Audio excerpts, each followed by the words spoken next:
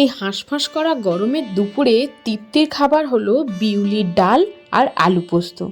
বাঙালির সবচেয়ে প্রিয় খাদ্য। কিন্তু এই বিউলির ডালটা যদি অন্যরকমভাবে একটু সাবেকি পদ্ধতিতে বানানো হয় তাহলে তার কথাই নেই।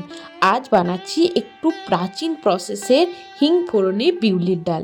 এটা আমাদের মা ঠাকুমারা সচরাচর বানিয়ে থাকতো। তেলের উপর অল্প একটু হিং ফোড়ন দিয়ে তাতে যদি একটু আদা গ্রেট করে দেওয়া হয় বা আদা বাটা দেওয়া হয় তাহলে ফ্লেভারটা দারুণ আসে। বিউলির ডাল বা কলাইয়ের ডাল আমি একদম 2-3 ঘন্টা আগে 1 কাপ মতো ভিজিয়ে রেখেছিলাম। ডালটা যদি ভিজিয়ে রাখা হয় তাহলে কিন্তু তাড়াতাড়ি সেদ্ধ হয়ে যায়। ডালটা ভিজিয়ে প্রেসার কুকারে 2টো সিটি দিলেই কিন্তু ডাল একদম নরম হয়ে যাবে। বিউলির ডাল বা কলাইয়ের ডালটা তো কড়াইয়ে সেদ্ধ হয় না, আমরা সবাই জানি। হয় না কেন, অনেকটা বেশি সময় লাগবে কড়াইয়ে সেদ্ধ করতে গেলে। তাই এই ডালটা সচরাচর প্রেসার কুকারের মধ্যেই সেদ্ধ করা হয়।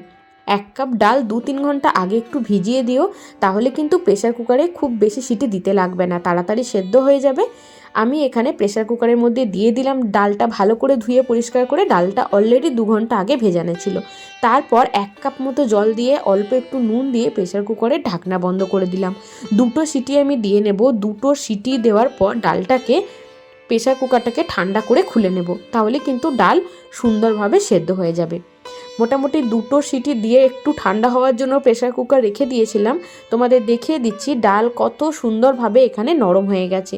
একটা ডাল ঘাঁটার কাঁটা নিয়ে বা একটা স্প্যাচুলা নিয়ে ভালো করে কিন্তু একটু নেড়ে দিতে হবে, যাতে ডালগুলো সুন্দরভাবে সব কিছু মিশে যায়।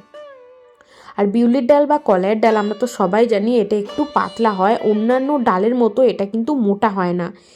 ঠিক এইভাবে ডালটাকে সুন্দরভাবে এইভাবে মিশিয়ে দিচ্ছি, যাতে ডালটা খুব সুন্দরভাবে জলের সঙ্গে মিশে যায়।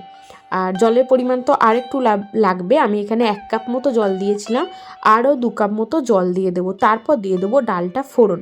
বিউলির ডাল বানাতে একদমই কিন্তু বেশি সময় লাগে না। আবার যদি ডালটা সকাল থেকে বা ওভারনাইট ভিজিয়ে রাখতে পারো তাহলে তো আর কথাই নেই। ব্যাস, ওদিকে জল দিয়ে ডালটা রেডি করে রেখেছি সেদ্ধ করে, এদিকে এবার ফোড়ন দিয়ে দেবো। এই ডালটার ফোড়নটাই হচ্ছে আসল ম্যাজিক। অনেকে বিউলির ডালে অল্প একটু হলুদ দেয়, অনেকে কিন্তু হলুদ দেয় না। আমি অল্প একটু হলুদ দিয়েছি।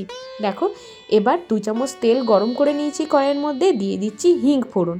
ঠিক 1 চিমটি মতো হিং এখানে দিয়ে দিলাম ফোড়নে।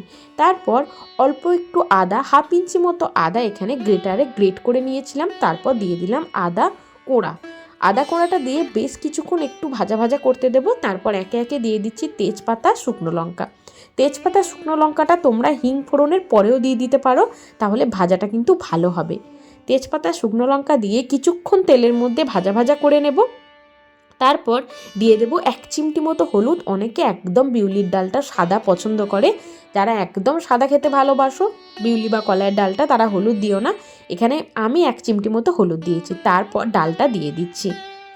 ডালটা এবার দিয়ে ভালো করে টকবক করে ফুটিয়ে নিতে হবে, কারণ ফোড়ন দেওয়ার পর ডাল যত ভালো ফোটানো হবে ডালের ফ্লেভারটা ততটাই ভালো আসবে। অনেকে বিউলির ডালটা একটু মোটা পছন্দ করে, আমার কিন্তু খুব বেশি মোটা বিউলির ডাল ভালো লাগে না। একটু পাতলা বিউলির ডাল, তার সাথে শুকনো শুকনো আলু পোস্ত, দুপুরের খাওয়াটা একদম জমে যায়। পরিমাণ মতো দিয়ে দিলাম নুন, যেহেতু জল দিয়েছিলাম তাই নুনটা একটু দিতে হলো।